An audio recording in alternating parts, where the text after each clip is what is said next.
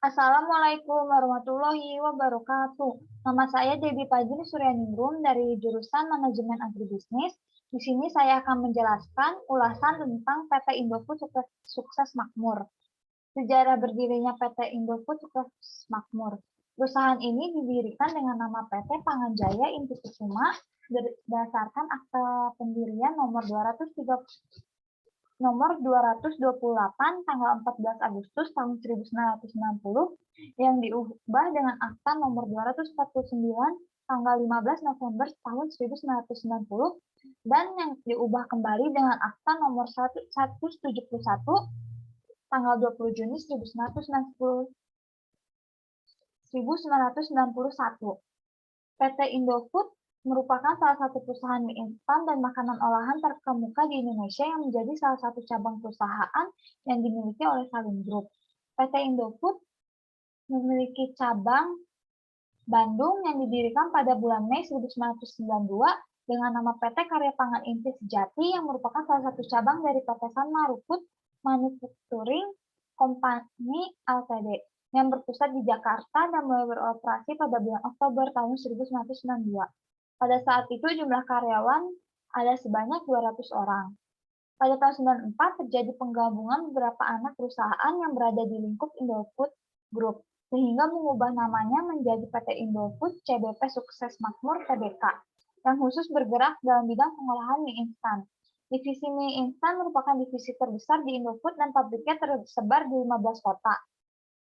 Hal ini bertujuan agar produk yang dihasilkan cukup didistribusikan ke wilayah sekitar kota di mana pabrik berada, sehingga produk dapat diterima oleh konsumen dalam keadaan segar, serta membantu program pemerintah melalui pemerataan tenaga kerja lokal. Sebagai perusahaan yang dinamis dan berupaya mengembangkan berbagai inovasi dalam perusahaan PT Indofood, melakukan berbagai hal berikut untuk mengembangkan SDM-nya, yaitu A. Fokus pada pengembangan kompetensi teknis. B. Pada level yang lebih tinggi, karyawannya dibekali dengan kemampuan manajerial dan kepemimpinan. C. Tersedianya fasilitas pelatihan untuk mendukung proses pembelajaran. D. Membekali karyawan dengan modul pelatihan yang disesuaikan dengan kebutuhan. E. Training dilaksanakan oleh trainer internal atau konsultan kompeten dengan tujuan memperluas pengetahuan serta terus memperbarui teknik pelatihan. Pelatihan dan pengembangan SDM di PT Indofood. Pertama, pengembangan dan evaluasi karyawan. Tenaga kerja yang bekerja pada organisasi atau perusahaan harus menguasai pekerjaan yang menjadi tugas dan tanggung jawabnya. Untuk itu diperlukan suatu pembekalan agar tenaga kerja dapat lebih menguasai dan ahli di bidangnya masing-masing serta meningkatkan kinerja yang ada. Dengan begitu, proses pengembangan dan evaluasi karyawan menjadi sangat penting mulai dari karyawan pada tingkat rendah maupun tingkat tinggi. Lalu selanjutnya ada memberikan kompensasi dan proteksi pada pegawai. Kompensasi adalah imbalan atas kontribusi kerja pegawai secara teratur dari organisasi atau perusahaan. Kompensasi yang tepat sangat penting dan disesuaikan dengan kondisi pasar tenaga kerja yang ada pada lingkungan eksternal. Kompensasi yang tidak sesuai dengan kondisi yang ada dapat menyebabkan masalah ketenaga kerjaan di kemudian hari atau dapat menimbulkan kerugian pada organisasi atau perusahaan. Proteksi juga perlu diberikan kepada pekerja agar dapat melaksanakan pekerjaannya dengan tenang, sehingga kinerja dan kontribusi pekerja tersebut dapat tetap maksimal dari waktu ke waktu.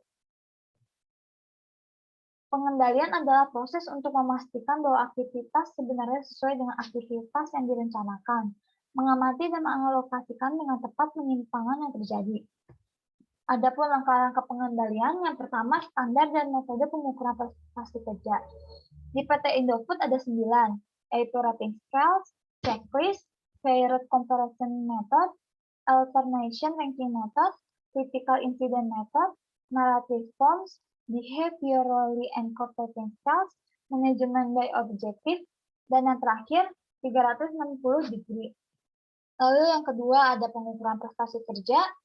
Di pengukuran prestasi kerja di PT Indofood ada mutu kerja, kuantitas kerja, cepat dalam menyelesaikan tugas ekstra atau mendadak, ketangguhan dan sikap terhadap perubahan pekerjaan dan teman sekerja.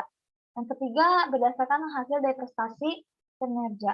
Berdasarkan hasil dari prestasi kinerja, karyawan pada PT Indofood sudah sesuai dengan standar yang berarti memiliki prestasi yang sangat baik. Lalu ada pengambilan tindakan korektif. Pengambilan tindakan korektif di PT Indofood yaitu tentukan masalah, menentukan ruang lingkup masalah, solusi jangka pendek permasalahan, cari akar penyebab, dan yang terakhir pastikan rencana bekerja dengan tindak lanjut. Sekian ulasan dari saya. Mohon maaf bila ada kesalahan kata. Wassalamualaikum warahmatullahi wabarakatuh.